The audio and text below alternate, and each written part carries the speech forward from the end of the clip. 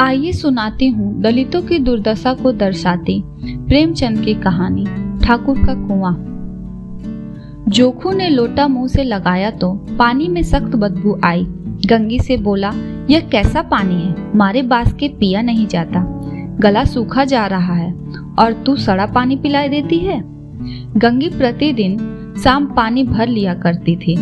कुआं दूर था, बार बार जाना मुश्किल था। कल वह पानी लाई तो उसमें बू बिल्कुल न थी। आज पानी में बदबू कैसी? लोटा नाक से लगाया तो सचमुच बदबू थी। जरूर कोई जानवर कुएं में गिरकर मर गया होगा, मगर दूसरा पानी आवे कहां से? ठाकुर के कुएं पर कौन चढ़ने देगा? दूर से लोग डांट बताएंगे। साहू जी का कुआं गांव के उस सिरे पर है, परंतु वहां भी कौन पानी भरने देगा? कोई तीसरा कुआं गांव में है नहीं। जोखू कई दिन से बीमार है। कुछ देर तक तो प्यास रोके चुप पड़ा रहा, फिर बोला, अब तो मारे प्यास के रहा नहीं जाता, ला थोड़ा पानी नाक बंद करके पी लूं। गंगी ने पानी ना दिया। खराब पानी पीने से बीमारी बढ़ जाएगी, इतना जानती थी, परंतु यह न जानती थी कि पानी को उबाल देने से उसकी खराबी जाती रहती है। बोली, यह पानी कैसे पियोगे? ना जाने कौन जानवर मरा है। कुएं से मैं दूसरा पानी लाए देती हूँ। जोखू ने आश्चर्य से उसकी ओर देखा। पानी कहाँ से लाएगी? ठाकुर और साहू के दो कुएं तो हैं, क्या एक लोटा पानी ना भरने देंगे? हाथ पांव तुड़वा आएगी और कुछ ना होगा। बैठ चुपके से, ब्रह्म देवता आशीर्वाद देंगे। ठाकुर लाठी मारेंगे, साहू जी 1 के 5 लेंगे। गरीबों का दर्द कौन समझता है? हम तो मर भी जाते हैं तो कोई दुआरा पर झांकने नहीं आता। कंधा देना तो बड़ी बात है, ऐसे लोग कुएं से पानी भरने देंगे? इन शब्दों में कड़वा सत्य था। गंगी क्या जवाब देती, किंतु उसने वह बदबूदार पानी पीने को ना दिया। रात के 9 बजे थे। थके मांदे मजदूर तो सो चुके थे। ठाकुर के दरवाजे पर 10-5 बेफिक्रे जमा थे। मैदानी बहादुरी का तो अब न जमाना रहा था न मौका। कानूनी बहादुरी की बातें हो रही थी।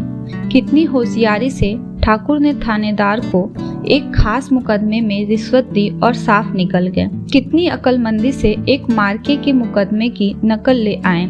नाजिर और मोहतमीम सभी कहते थे नकल नहीं मिल सकती। कोई 50 मांगता, कोई 100। यहाँ बेपैसे कौड़ी नकल उड़ा दी। काम करने का ढंग चाहिए। इसी समय गंगी कुएं से पानी लेने पहुंची। कुप्पी की धुंधली रोशनी कुएं पर आ रही थी। गंगी जगत के आड़ में बैठी मौके का इंतजार करने लगी। इस कुएं का पानी सारा गांव पीता है, किसी के लिए रोका नहीं।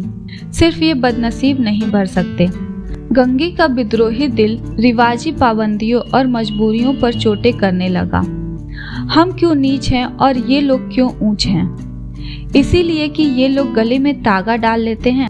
यहाँ तो जितने हैं एक से एक छठे हैं। चोरी ये करें, जाल फरेब ये करें, झूठे मुकदमे ये करें। अभी इस ठाकुर ने तो उस दिन बेचारे गरीणिये की भेंट चुरा ली थी और बाद में मारकर खा गया। इन्हीं पंडित के घर में तो 12 मास जुआ होता है। यही साहू जी तो घी में तेल मिलाकर बेचते हैं। काम करा लेते हैं, मजदूरी देने में नानी मरती हैं। किस किस बात में हमसे ऊंचे हैं? हम गली गली चिल्लाते नहीं कि हम ऊंचे हैं, हम ऊंचे हैं। कभी गांव में आ जाती हूँ तो रस भरी आंखों से देखने लगते हैं, जैसे सबकी छाती पर सांप लेटने लगता है। परंतु घमंड यह कि हम ऊंचे हैं। कुएं पर किसी की आने की आहट हुई। गंगी की छाती धक धक करने लगी। कहीं देख ले तो गजब हो जाए। एक लात भी तो नीचे ना पड़े। उसने गड़ा और रस्सी उठा ली और झुककर चलती हुई एक पेड़ के अंधेरे साए में जा खड़ी हुई। कब इन लोगों को दया आती है किसी पर? बेचारे महंगू को इतना मारा कि महीने लहू थूकता रहा। इसीलिए तो कि उसने बेगार ना दी थी।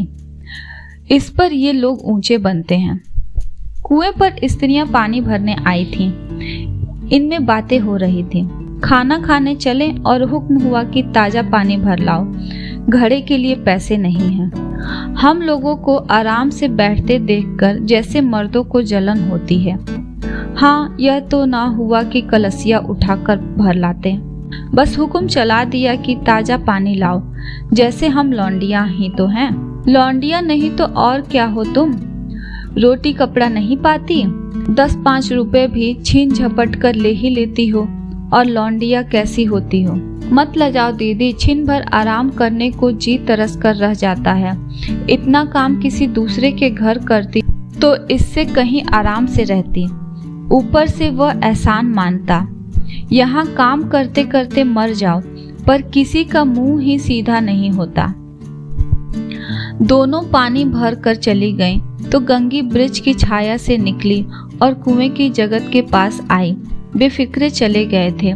ठाकुर भी दरवाजा बंद कर अंदर आंगन में सोने जा रहे थे। गंगी ने क्षणिक सुख की सांस ली। किसी तरह मैदान तो साफ हुआ। अमृत चुरा लेने के लिए जो राजकुमार किसी जमाने में गया था, वह भी शायद इतनी सावधानी के साथ और समझ बूझ कर ना गया हो। गंगी दबे पांव कुएं की जगत पर चढ़ी। विजय का ऐसा अनुभव उसे पहले कभी ना हुआ था।